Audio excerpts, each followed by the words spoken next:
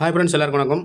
ஜனவரி மாதம் நடப்பு நிகழ்வு தான் பார்த்துட்டு இருக்கிறோம். ஸோ அந்த வருஷத்தில் ஜனவரி 5ஆம் தேதி 6ஆம் தேதிக்குள்ளே நடப்பு நிகழ்வு பார்ப்போம். ஃபஸ்ட்டு பாருங்கள், இந்தியாவில் மெட்ரோ ரயில் கட்டமைப்பு 1000 கிலோமீட்டர் என்ற ஒரு வரலாற்று சிறப்புமிக்க மைல்கல்லை எட்டியுள்ளது. சரிங்களா? எத்தனை கிலோமீட்டர்னா 1000 கிலோமீட்ரு. சரிங்களா? ஞாபகம் வச்சுக்கோங்க.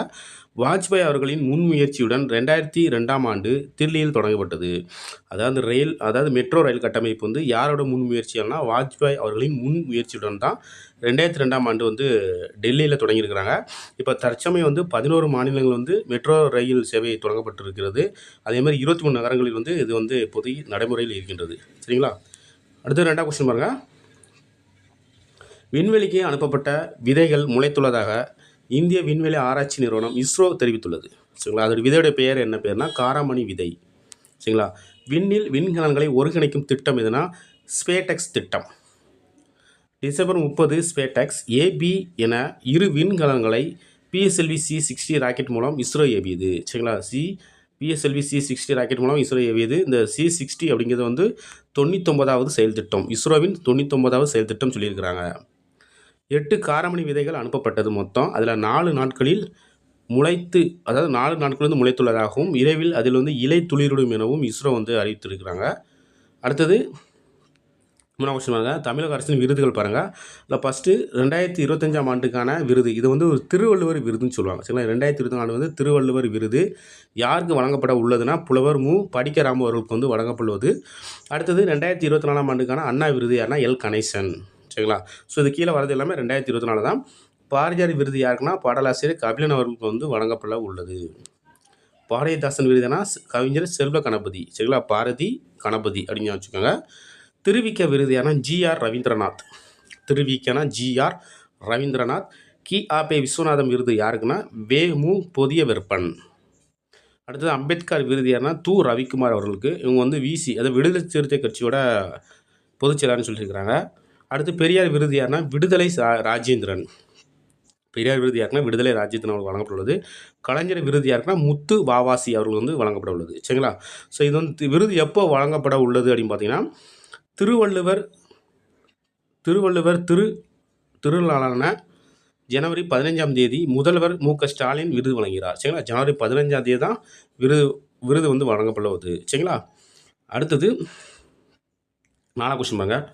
கிராமப்புற கண்டுபிடிப்புகள் தொழில் முனைவு முன்னேற்றத்தை ஊக்குவிக்கும் நிகழ்ச்சி. ஸோ அதோட பேர் என்ன பேர்னா கிராமப்புற பாரத மகோத்சவ். சரிங்களா? ஞாபகம் வச்சுக்கோங்க. எண்ம தொழில்நுட்பத்தின் அடிப்படையில் கிராமங்களுக்கு சிறந்த மருத்துவர்கள் மற்றும் மருத்துவமனைகளின் ஆலோசனை பெறுவதற்கான வாய்ப்பு எந்த திட்டம் மூலம் உறுதிப்படுத்தப்பட்டுள்ளதுன்னா டெலிமெடிசன் திட்டம். சரிங்களா? டெலிமெடிசன் திட்டம். இந்த டெலிமெடிசன் திட்டத்தில் வந்து எந்த மக்கள் வந்து எந்த வலைதளம் மூலமாக வந்து பயனடைந்து வருகின்றன இ-சஞ்சீவினி. சரிங்களா? இ-சஞ்சீவினி ஒரு வலைத்தளம் மூலம் மக்கள் டெலிமெடிசன் திட்டத்தில் வந்து பயனடைந்து வருகின்றனர். சரிங்களா? வளர்ந்த பாரதம் கனவு 2047. சரிங்களா? வளர்ந்த பாரதம் கனவு வந்து 2047 தான் இந்தியா வந்து இலக்கா நிர்ணயிச்சிருக்கிறாங்க. அடுத்தது 6ஆம் கொஸ்டின் பாருங்க. இந்திய கிராமப்புறங்களில் ஏழ்மை நிலை விகிதம் கடந்த 2012ஆம் ஆண்டு பதிவான 26% 2024இல் 5% குறைந்திருப்பதை அண்மையில் எந்த நிறுவனம் நடத்த ஆய்வில் வந்து தெரிய வந்துள்ளதுன்னா SBI தான் அந்த ஒரு ஆய்வு நடத்தியிருக்கிறாங்க. அடுத்து 7வது கட்ரா பணிகள் இடையே முதல் ரயில் வெள்ளோட்டம் நடைபெற்றது எங்கன்னா ஜம்மு காஷ்மீர். சரிங்களா? கட்ரா பணிகள் எங்கன்னா ஜம்மு காஷ்மீர். கட்ரா பணிகள் அஞ்சிகாட் பாலமானது ஆட்சிப்படுக்கையில் இருந்து 331 மீட்டர் உயரத்தில் தான் இது வந்து அமைந்திருக்கு அப்படின்னு சொல்லியிருக்காங்க. உலகிலேயே உயரமான ரயில்வே பாலம் எதுனா ஜம்மு காஷ்மீரின் சினாப் நதிக்கரையில் வந்து அமைந்துள்ளது. சரி, நதி மீது வந்து அமைந்துள்ளது. அதுக்கு அடுத்தபடியாக வந்து இந்த கட்ரா பணிகளோட அஞ்சிகாட் பாலம் இருக்குன்னு சொல்லியிருக்கிறாங்க. அடுத்து 8ஆம் கொஸ்டின் பாருங்க. புதுதில்லியில் நடைபெற்ற ஜூனியர் தேசிய குதிரையேற்ற சாம்பியன்ஷிப் போட்டியில் தங்கம் மற்றும் வெள்ளி வென்றவர் என கெவின் கேப்ரியல். 9ஆம் கொஸ்டின் பாருங்க. நாட்டில் எத்தனை சதவீதம் பள்ளிகள் கணினி வசதி உள்ளது? எத்தனை சதவீதம் பள்ளிகளில் வந்து கணினி வசதி உள்ளதுன்னா 57.2% பள்ளிகளில் தான் கணினி வசதி இருக்கின்றது. அடுத்து நாட்டின் எத்தனை பள்ளிகளில் மட்டும் இணைய வசதி உள்ளதுன்னா 53.9% பள்ளிகள் மட்டும்தான் இணைய வசதி வந்து இருக்கின்றது. தமிழகத்தில் மழைநீர் சேமிப்பு திட்டம் எத்தனை சதவீதம் செயல்படுத்தப்பட்டுள்ளதுன்னா 98.93% வந்து செயல்படுத்தப்பட்டுள்ளது.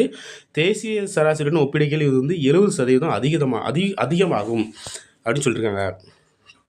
அடுத்தது குடிநீர் மற்றும் மின் இணைப்பு நூலகம் இணையம் உள்ளிட்ட அடிப்படை வசதிகள் வந்து தமிழ்நாடு வந்து 98.95% வந்து முன்னேறிக்கிறாங்க. அடுத்து 12 பாருங்க. உலகின் மிக வயதானவர் என்று கின்னஸ் சாதனை புத்தகத்தில் இடம் பெற்றுள்ளவர் யாருன்னா டோமிஹோ இடுகா. சரிங்களா, இவங்களோட வயது எவ்வளோ பார்த்தீங்கன்னா 116 வயது. இவங்க வந்து ஜப்பான் நாட்டை சேர்ந்தவர். சரிங்களா, ஸோ தற்போது தான் இவங்க வந்து இயற்கையை எழுதியிருக்கிறாங்க. ஸோ அவ்வளோதான் கரண்ட் அஃபேர்ஸ். இதெல்லாம் படிச்சு வச்சுக்கோங்க. தேங்க்யூ.